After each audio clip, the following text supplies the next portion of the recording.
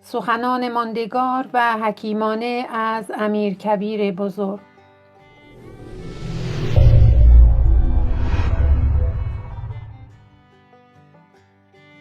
میرزا تقی‌خان امیرکبیر در زمان وزارتش جملاتی بسیار زیبا و حکیمانه گفته است. معروف است که وی از نظر شخصیتی مصداق تعبیر زیبای سعدی روستازاده دانشمند بود. به جملاتش توجه کنیم. خانه از پای بست ویران است، خواجه در بند نقش ایوان است. جایی که مردم بیدین شدند یعنی مبلغان دینی فاسدند.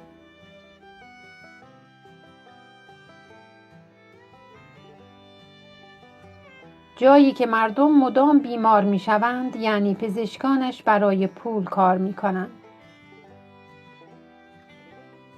جایی که رسانه ها تحت اختیار دولتند یعنی مسئولین دروغگو هستند.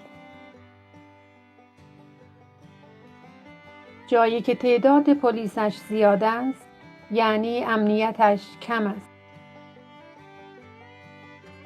جایی که به مرده ها متوسل می شوند یعنی از دست زنده ها کاری ساخته نیست.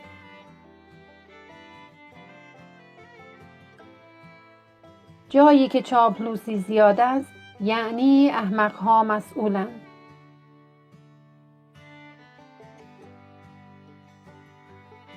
جایی که پینه پیشانی با ارزش است یعنی پینه دست بی ارزش است. جایی که مردم فقیرند یعنی مسئولین دزد زیادند.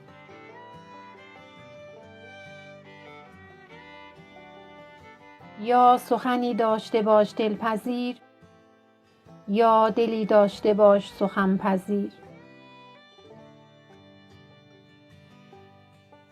کسی که ندای درونی خود را می شنود نیازی نیست که به سخنان بیرون گوش فرا دهد.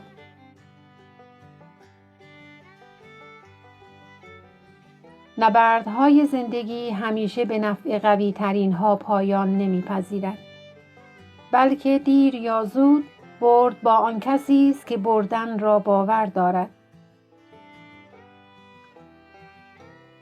به غیر از خدا به هر آنچه امید داشته باشی خدا از همان چیز ناامیدت می کند. دوران افول و عقب ماندگی ملت‌ها زمانی شروع شد که جای اندیشیدن را تقلید، جای تلاش و کوشش را دعا، جای فکر کردن به آرزوهای بزرگ را قناعت و جای اراده برای رفتن و رسیدن را قسمت و جای تصمیم عقلانی را استخاره گرفت. هیچ جامعه‌ای فراتر از اندیشه معلمانش رشد نخواهد کرد. مسئول نادانی ملت‌ها ما هستیم. اگر ما به اندازه کافی مدرسه ساخته بودیم، جاهلان بساطشان را جمع کرده بودند.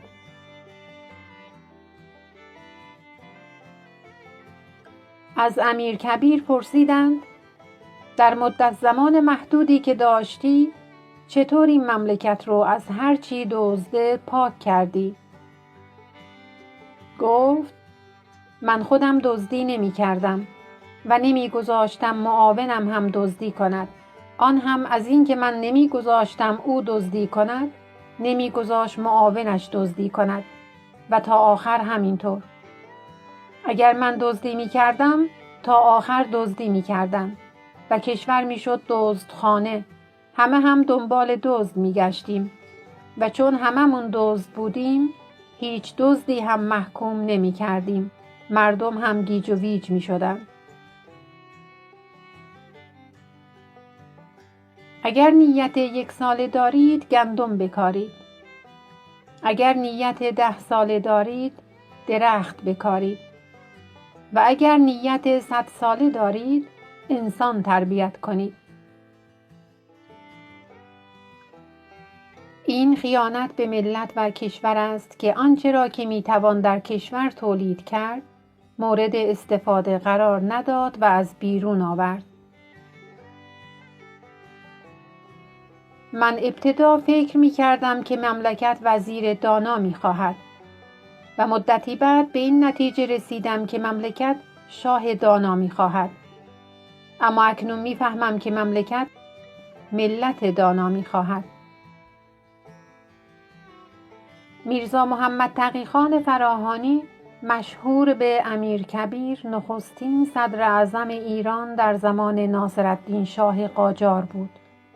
او یکی از مردان بزرگ ایران بود که تلاش می‌کرد ایران را از بریز و به پاش درباریان قاجار نجات دهد.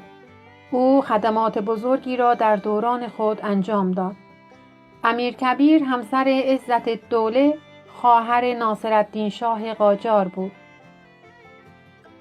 او پدر بزرگ ششمین سلطان قاجار محمد علی شاه نیز به شمار می رود.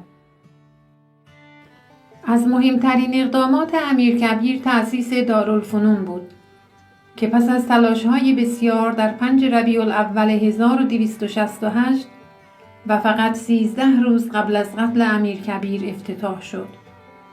استدلال او این بود که به جای اینکه دولت ایران 20 نفر محصل به اروپا بفرستد، با این بودجه چند معلم از اروپا به ایران بیاورد و 200 محصل تربیت نماید. امیرکبیر پس از اینکه با دسیسه اطرافیان شاه از جایگاه خود برکنار و به کاشان تبعید شد، در حمام فین کاشان به دستور ناصرالدین شاه قاجار به قتل رسید. پیکر امیرکبیر را برای اینکه ایرانیان در آینده وی را فراموش کنند به خارج از ایران برده در کربلا به خاک سپردند.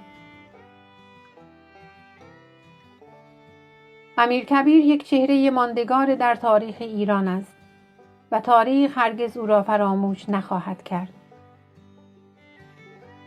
تاریخ تولد 9 ژانویه 1807 حضاوی ایران. تاریخ وفات 10 ژانویه 1852 باغ فین، کاشان ایران. روحش جاویدان. سپاسگزارم از همراهی شما دوستان.